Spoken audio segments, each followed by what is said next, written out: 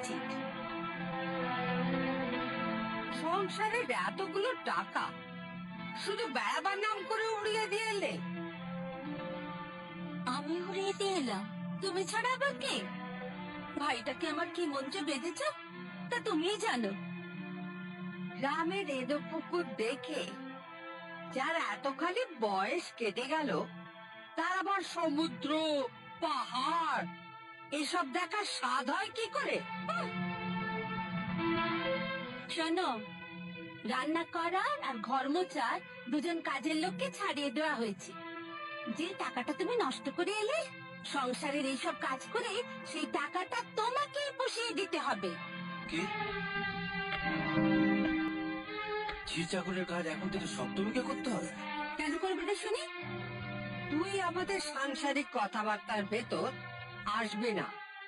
আচ্ছা মা, তোমরা নিজেরা মেয়ে হয়ে আরেকজন মেয়েকে এভাবে পেশাই করতে তোমাদের বিবেকে বাঁধে না? না বলো না, লাগে না? আর দিবা, তুই কি মাকে এসবের মদত দিতে শ্বশুর বাড়ি থেকে এখানে ছুটে ছুটে আসিস?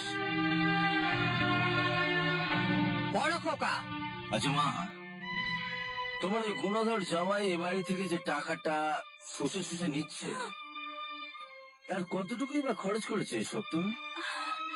মা, দাদা এখান থেকে যাবে নাকি আমি বাড়ি থেকে বেরিয়ে যাব? একেবারে যাবার মতন সুবুদ্ধি তোর হবে বলে তো মনে হয় না।